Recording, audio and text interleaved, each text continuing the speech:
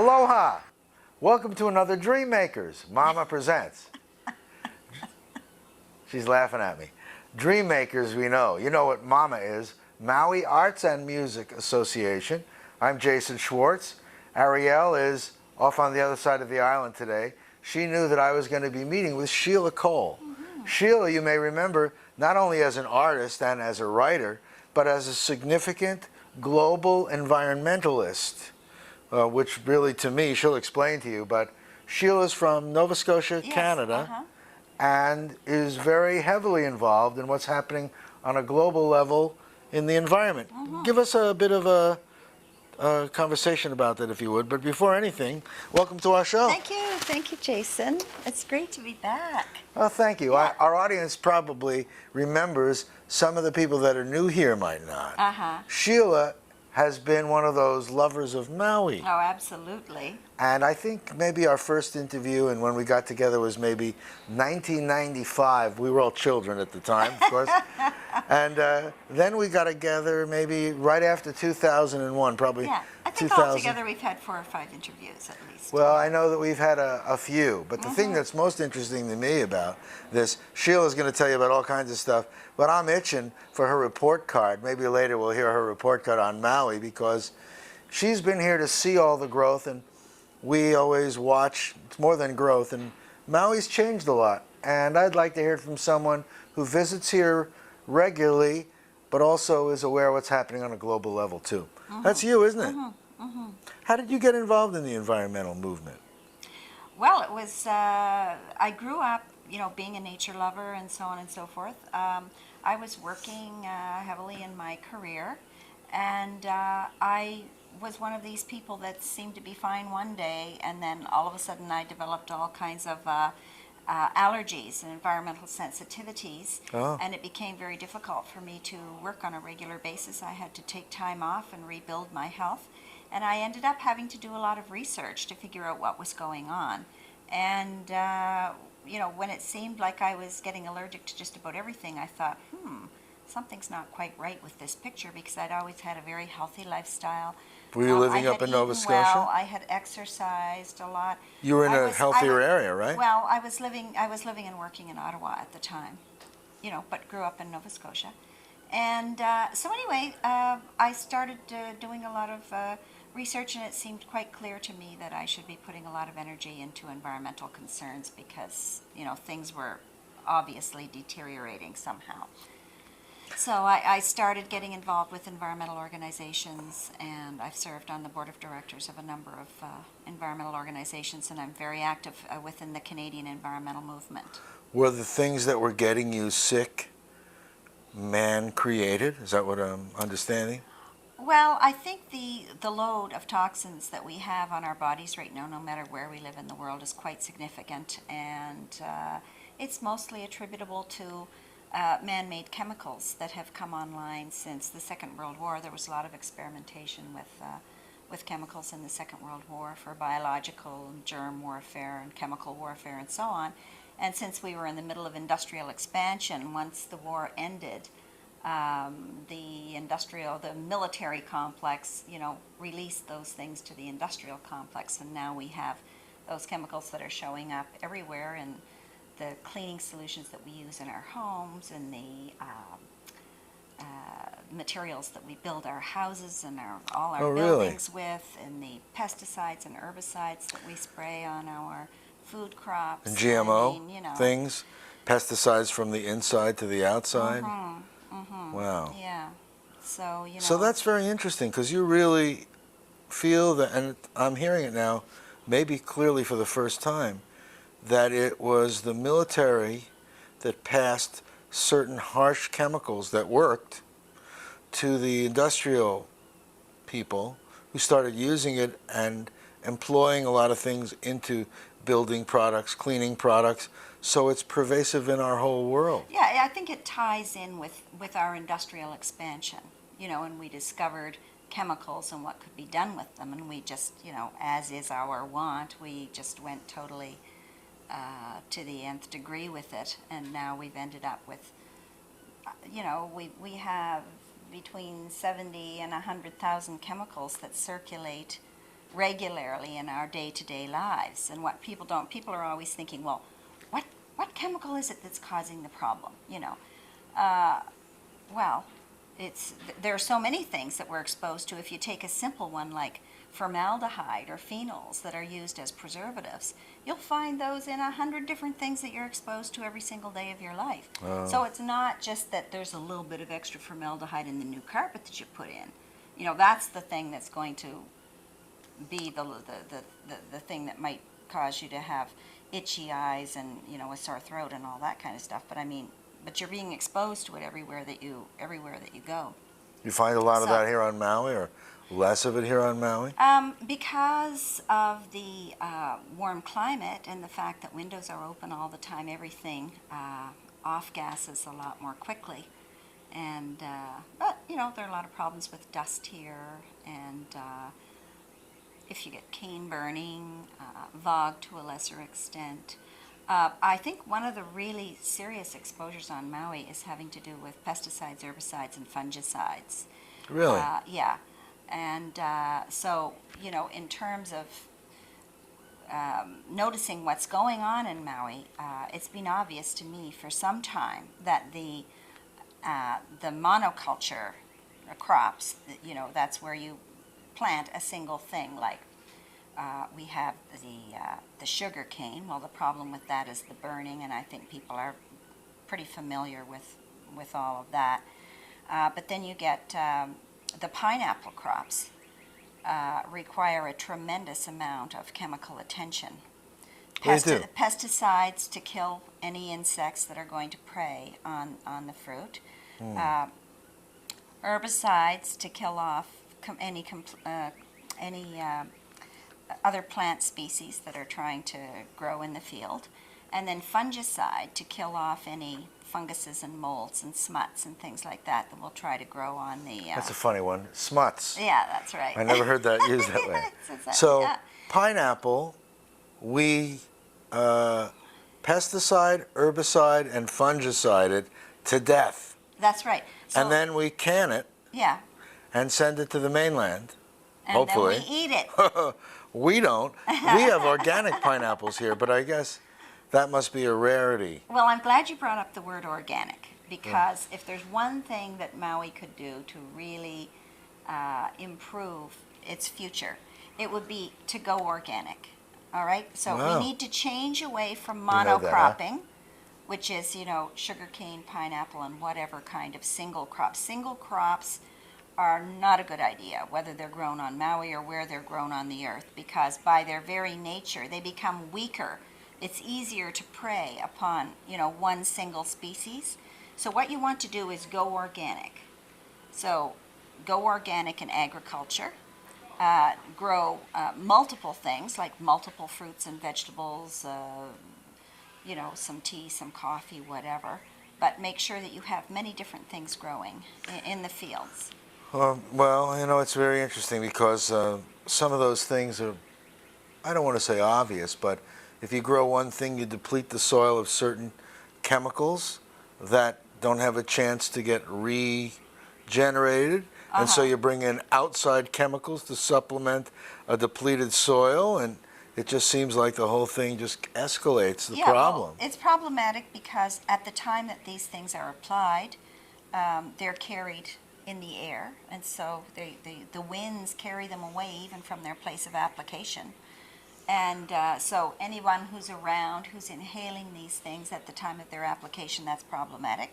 Then they build up in the soil, so the soil becomes denatured, and they run off, so the water runs off and ends up in our streams, rivers, and ultimately down to the ocean, and affects the fish and the coral reefs. We've had that problem here. You know that we've had that problem here. So that's an area that really, really needs to be changed. Another thing is there's so much decorative planting of shrubbery and flowers here, and I think a lot of those are managed in a chemicalized way. So learning how to do organic flower, tree, and lawn care would be a very important thing. What is the result of us continuing these kinds of pesticides, herbicides, fungicides, non-organic? What kind of things are happening? you mentioning you've had physical challenges yourself. Oh, yeah. Trouble breathing, trouble eating. Well, just developing a lot of sensitivities to many things. So what happens if we don't change? Well, many of us all over the world are experiencing problems as a result. I mean, it's one of the ways that we increase our load of chemicals, and so many people are getting cancer. I mean, everyone knows about the rising rates of cancer. Here we're famous for the highest asthma rates in this country. Asthma. Isn't that funny? And that has a lot to do with the dust and the smoke. And dust is one of the it's one of the ways that we take in a lot of pollutants, because the molecules of the pollutants attach themselves to the dust, and then we ingest, we breathe in the dust, we drink in the dust, and that's one of the areas where you measure things when you want to find out, what's actually in the environment. I can tell I'm occupying this conversation with local stuff. We can get back to it, but I'd like to hear more of what you're doing now, because I understand you're going on a speaking tour and you've been going to all kinds of conferences. Why don't you share with our audience some of the things you're doing now? Okay. Well, one of the really exciting things that happened in the past year is that I had the opportunity to attend the UN conference on climate change in Montreal. And so we had all the specialists from all over the world, giving us the latest and greatest. Bill Clinton came as well to speak, and talking about how real climate change is and how we're at the tipping point, what they call the tipping point. In other words, the greenhouse gases that are being created, the changes that are taking place in terms of global warming and so on, are getting to the point where they're changing things and endangering the planet. And it is a global issue, right? And it is absolutely a global issue, because you have people in the north. We had an Inuit hunter, an elder, and his daughter, who would be about in her 30s, who's also a hunter. And they came down and they spoke at one of the side events, and they talked about how things are changing in the Arctic. We tend to think of the Arctic as being very pristine. If things get too polluted in other parts of the world, well, we can always, move to the Arctic or something. Well, unfortunately, with the way the too cold for me. too cold. With the way the air moves, a lot of pollutants are carried on the wind currents. They're carried on the warm air over to the Arctic, and when they hit the cold, they condense and they fall, as snow. And anyway, so up in the Arctic, the Inuit people are having their traditional lifestyles dramatically affected. The ice is freezing later in the fall. It's thawing earlier in the winter.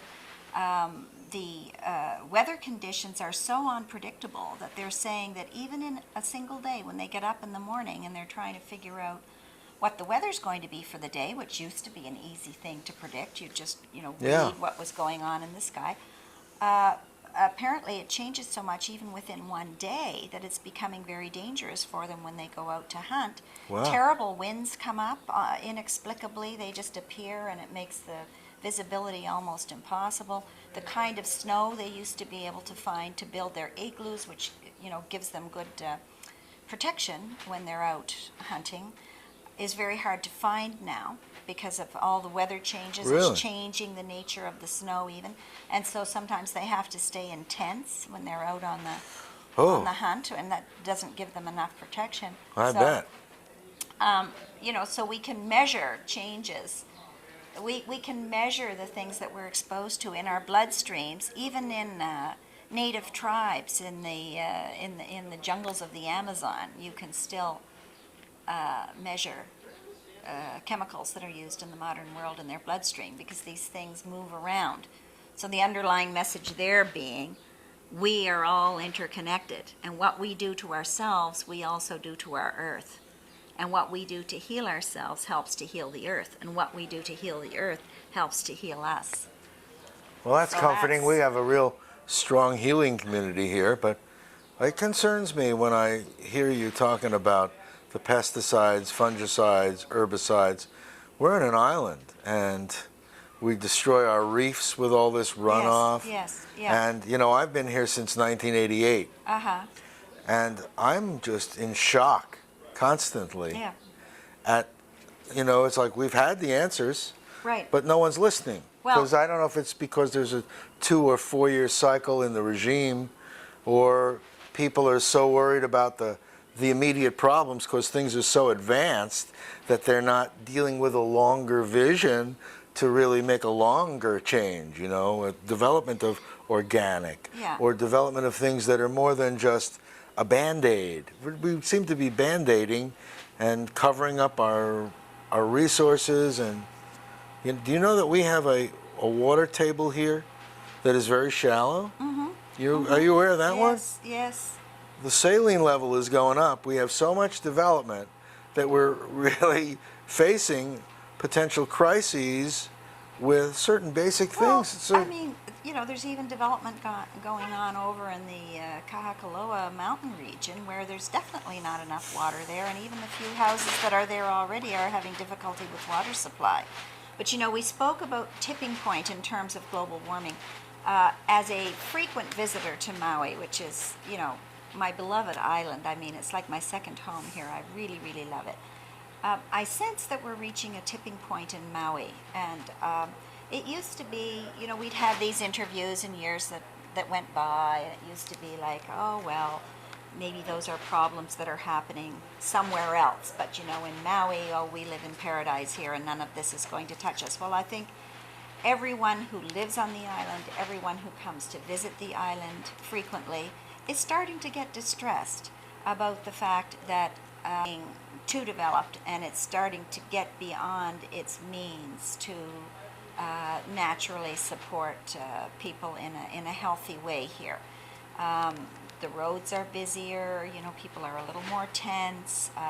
It's harder to find areas to go to, you know, interact with nature. I mean, you can go all the way deep down into McKenna, and you'll still find a lot of people there. It didn't used to be like that. It used to be if you wanted to drive down into McKenna, you could get some peace and quiet. And, no more. Now they have condos for $1 million going all the way down there. And, you know, we can get off into different subjects. It seems like the dollars for development have built up high-end things with little regard to the local people, the needs of the local people, strictly for the buck. Yeah, well, and I mean, people do talk about living in paradise, and this is paradise, and in a way that's really true, because it's been proven through studies that have been done in the tourism industry that Hawaii in general is the dream place that people dream of coming to, you know? Yep. And dreams are not just, you know, etherical little airy-fairy things. Dreams are things that inspire us, you know? We dream something, we think something, we dream something, and then we realize it. All action is preceded by thought. And so what happens in Hawaii is really important to the world, because this is one of the areas that, one of the reasons that health and wellness has taken off in the Hawaiian Islands, is that people want to come here in order to rest and recuperate and see the world, you know, in a quieter, more compassionate, more beautiful way. And so why would one want to create the rat race that we find on the mainland? Why would anyone want to create that here in Hawaii?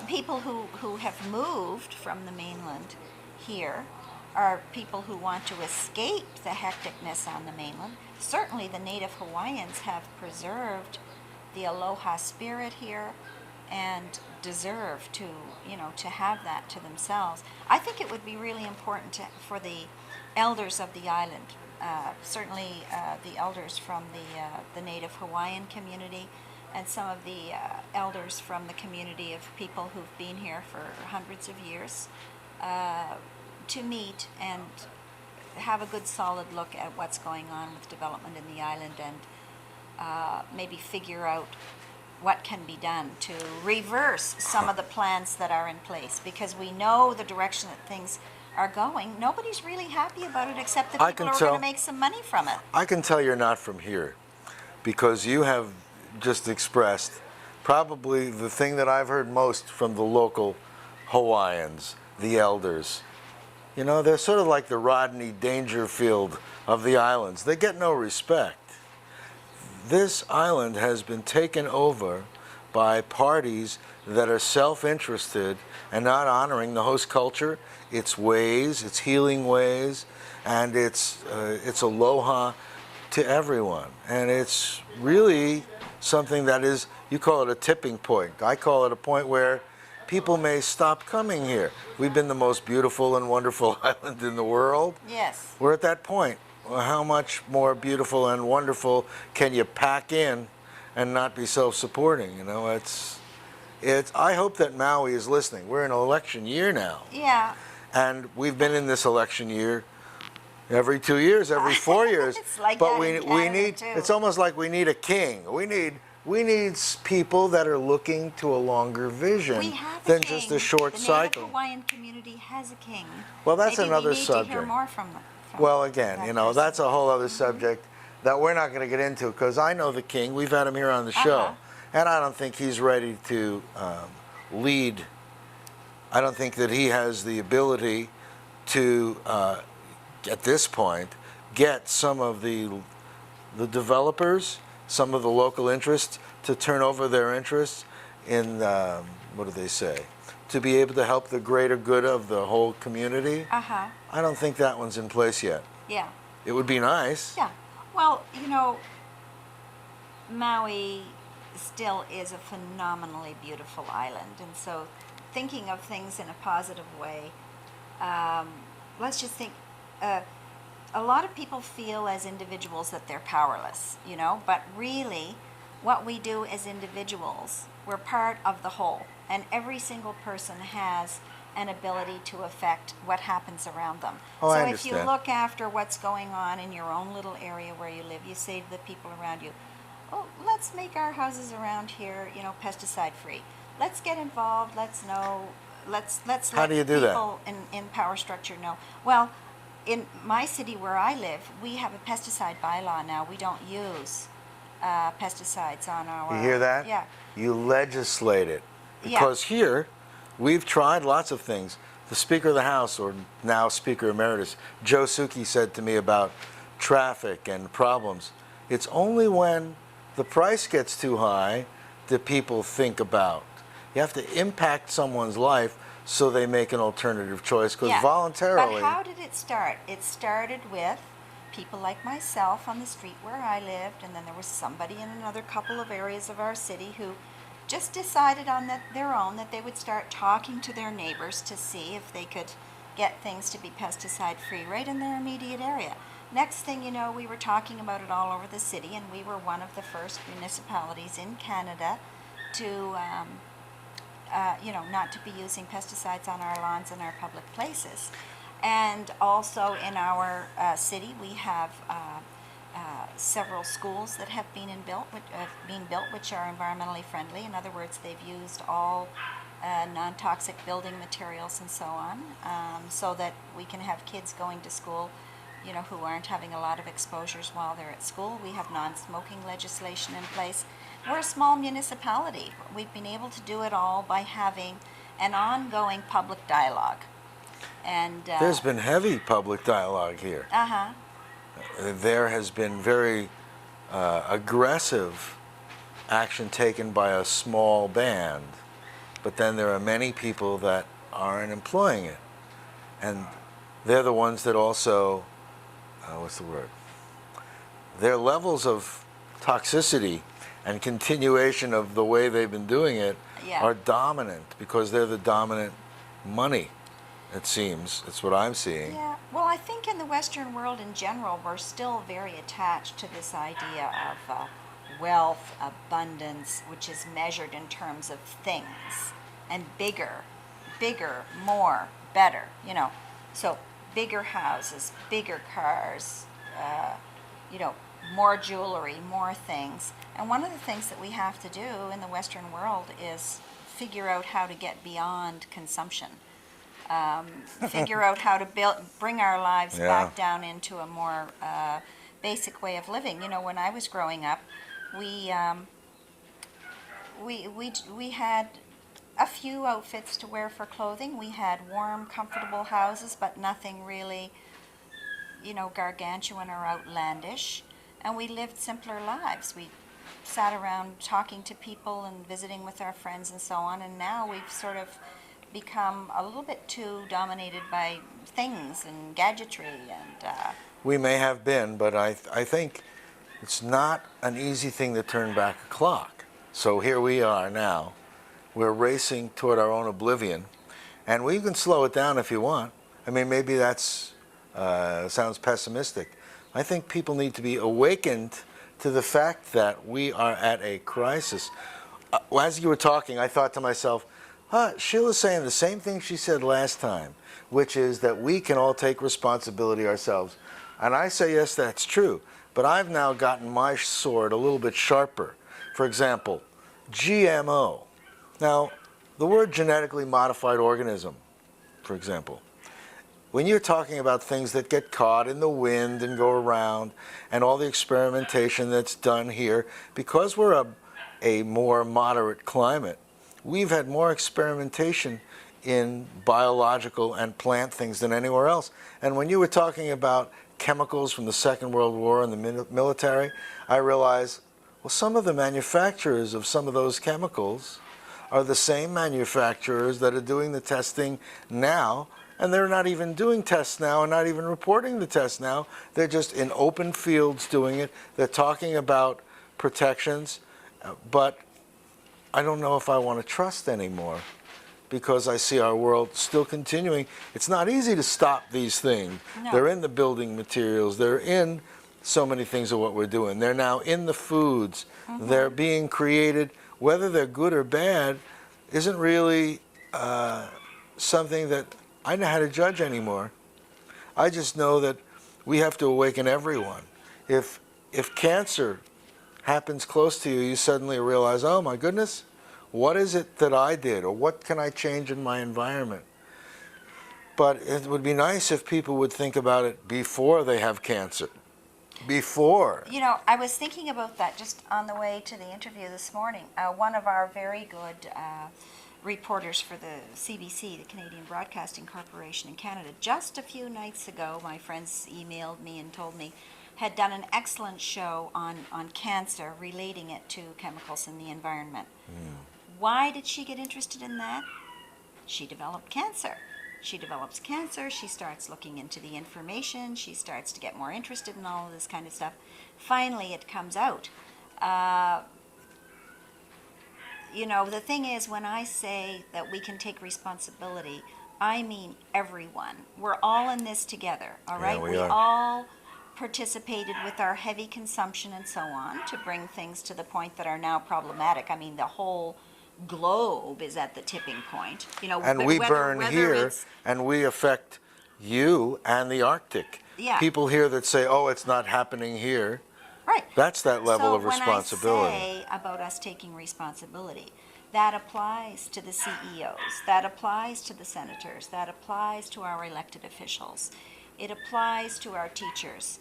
It applies to us as we live our daily lives. To learn how to live more consciously and to start making pacts with ourselves and with each other to learn how to live our lives, you know, in a way that's not so heavily consuming. You know, I was thinking on Maui, the smart cars, the new tiny little smart cars would be perfect here. They're the hybrid cars. I think it's funny when you say that. I think we need smart cars, but first we have to get rid of the SUVs. I have a little car, and I can't find it in the parking lot because it's surrounded by these behemoth but these- trucks and cars. These tiny little smart cars are starting to crop up in my city and in other cities on the mainland. They would be perfect for Maui. Ride sharing. You know, people here are very into being so independent, and everybody has to have their own car to get everywhere. Well- They're all going to the same function. They're all leaving within 10 or 15 minutes of each other. people should be sharing, ride sharing. I think I hear you, but I also know that we're in more of a crisis than you're here and visiting. You don't see it all the time. I think we need mass transportation in We do. place, Yeah. and we need to Public transportation. create Even- significant fees to for people Yeah. that have third cars, fourth cars. Yeah. There has to be some way to stop Absolutely. the people that have money. We have a lot of people here that have money and a lot that don't. They seem to feel that they're above taking personal responsibility in our environment. Right, yeah. And that bothers me a Yeah, lot. because it's not, oh, that's somebody else's job or somebody else's responsibility. It's the responsibility of every single one of Yeah. us. We are at that point on our planet right now where every single one of us is part of the solution, you know? But I mean, in terms of the transportation, even for the people who come to visit the island, why should it have to be that every single person that comes to visit has to rent a car? You know, if there was good public transportation, the locals should be able to use the transportation. But why not let visitors use the transportation too? Why could visitors not take some kind of transportation from the airport into, Kihei or Lahaina or Hana or Well, wherever they're going? Why those can't things- they go to Hana for the day, stay overnight, take transportation I hear what back? you're saying. You know what I mean? really think that it's way more advanced than that, in the sense that the cost, the transition, it's too late. I mean, I think that they need to make radical changes now, or people are going to get to a point where they have gridlock here, like they have gridlock in Los Angeles and San Francisco, and people are going to stop coming here. And although they think it will never shift, we're on an island, and we're glutting and doing whatever we do here. It's reaching a tipping point. Well, that's right. And it's important to change things for the good of the people who live on Maui. It's like they say when you're on an aircraft, and they're giving you the little preview at the beginning and saying, if this happens, the oxygen mask will come down. Put your own oxygen mask on before you assist a child or a person beside you. So you're supposed to look after your own self first, because how can you be of any help to anybody else, if you're unwell or if you're in some kind of crisis thing because you can't breathe? Well, the same thing happens here on Maui. These changes need to be made for the comfort of the people who live on Maui too, because I can see that the people on Maui they're starting to get very worried and very agitated. So whether you have a tourist trade or not,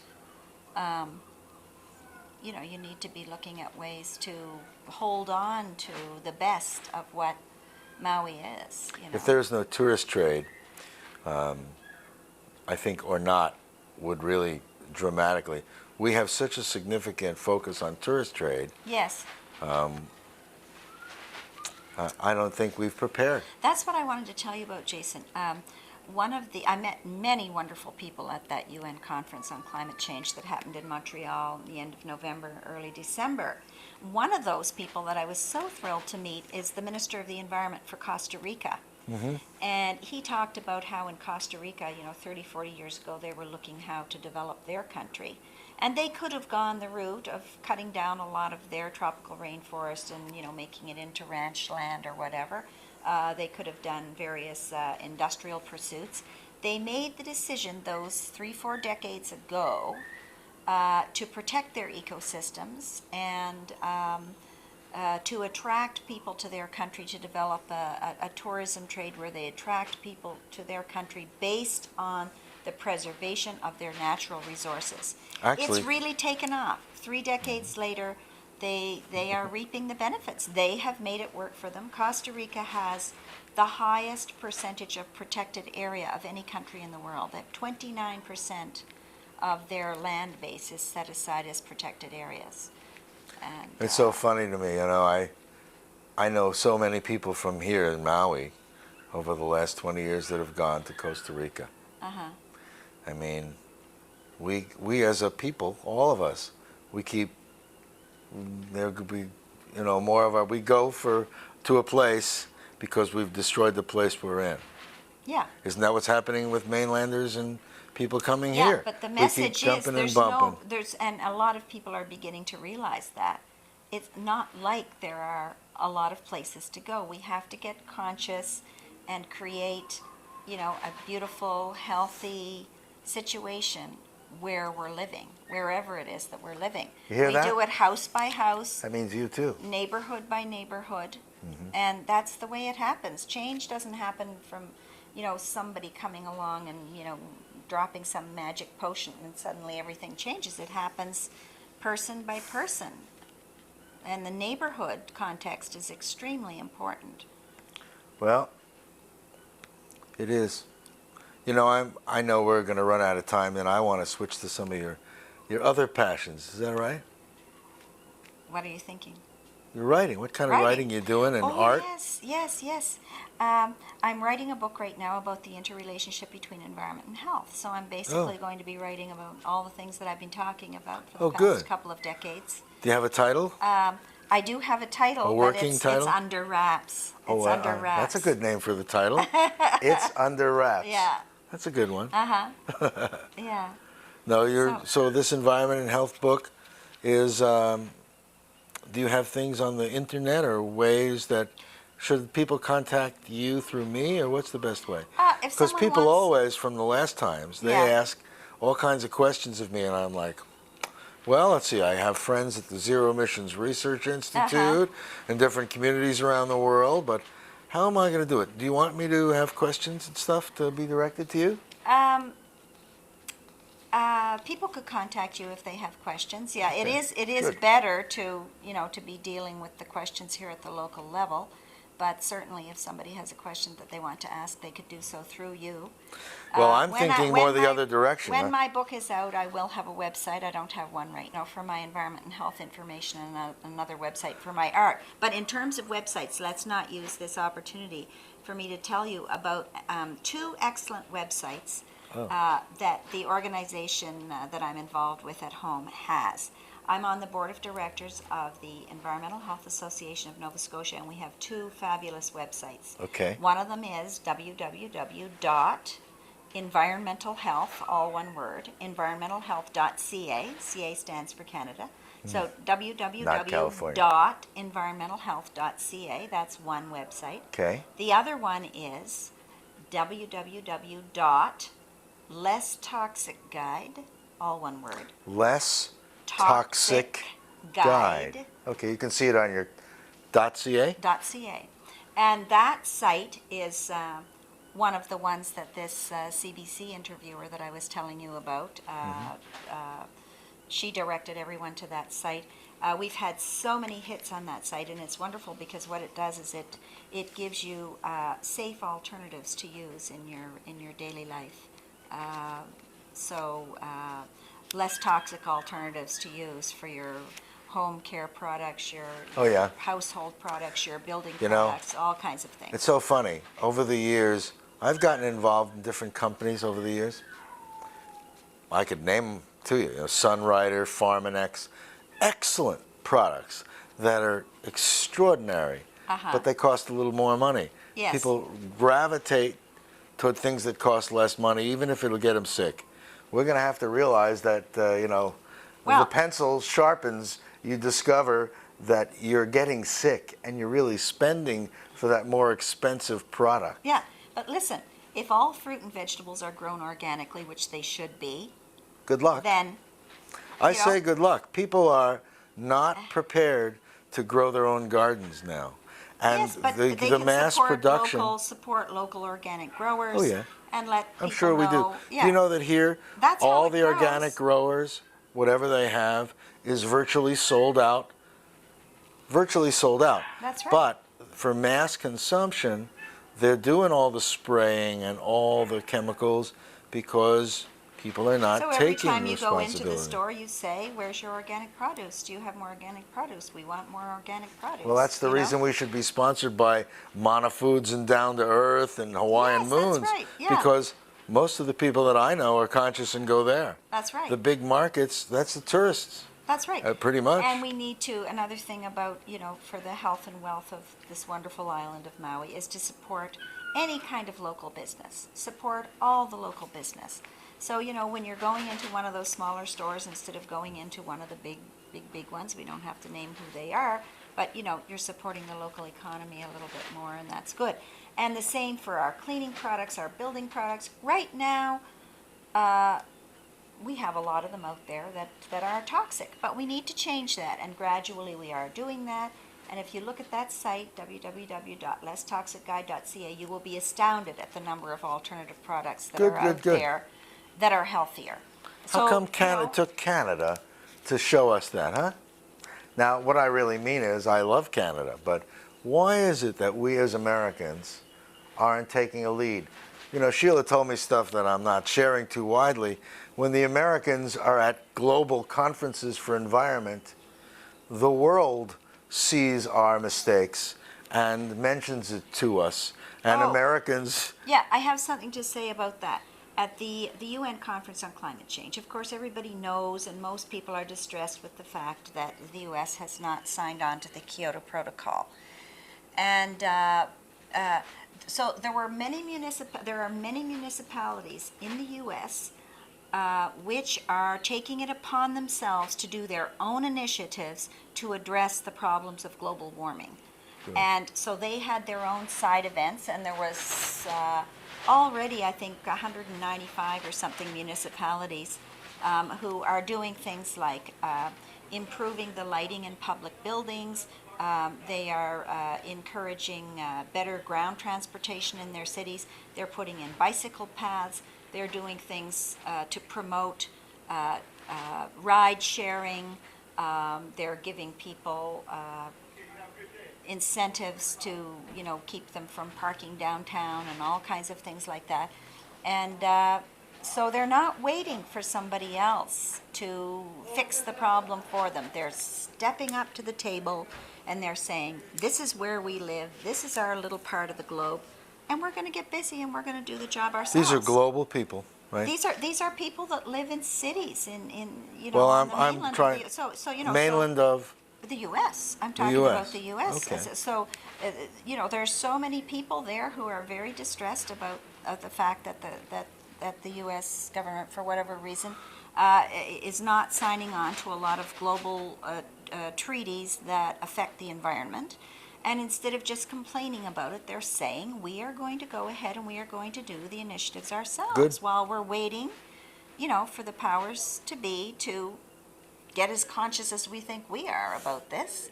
We're going to do something about it. That's terrific to And, hear. yeah, and so Are you going to come back and visit us again? I hope so.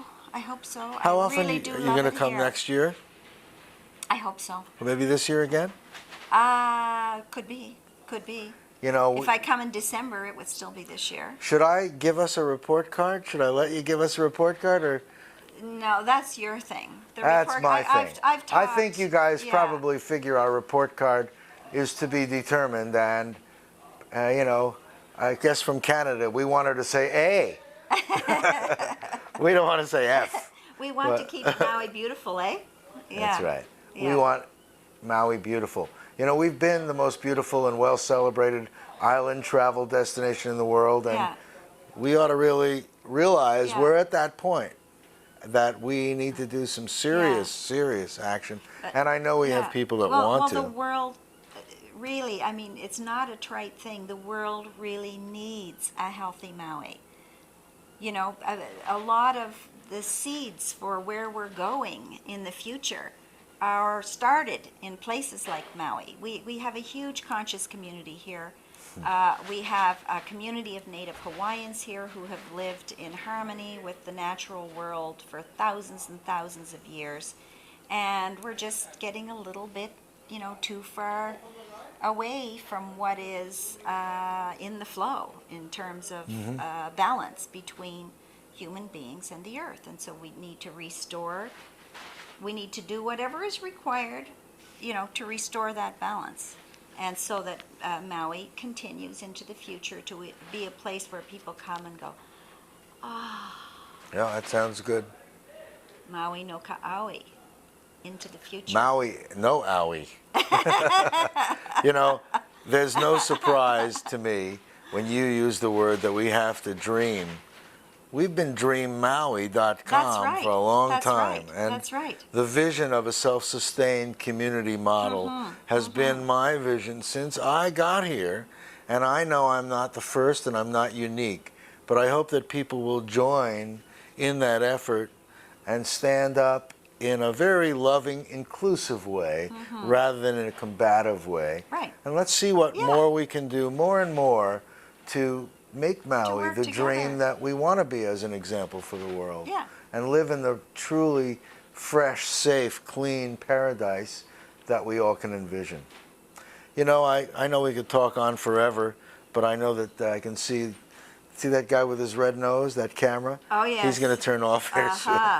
Any things that you know you want to share with the Maui audience before we go? Well, I would say what you have said in wrapping up, to dream your dreams and realize your dreams. Don't be afraid to dream. You know, don't be afraid to dream about the kind of world that you want. And whenever you think, oh, it's not possible, it'll never happen, insert a positive vibratory thought in there, because a negative vibratory thought comes like this. When you put a positive vibratory thought, it cancels it out. So the more positive vibratory thoughts you have, the more the positive dominates, the more the positive influence. That's what Dr. Emoto talked about in his healing of the waters. And you see, we take it and say, we love you to dream, but we also think dreams plus action. That's why we're action dream is makers. The part where you That's put the the one. You dreams put into them reality. into action. Yes. That's where it takes that But extra don't let step. people just say, oh, you're just a dreamer, you're just a dreamer. You know, it's the dreamers and the thinkers that step out in And front become and get dream things makers. happening.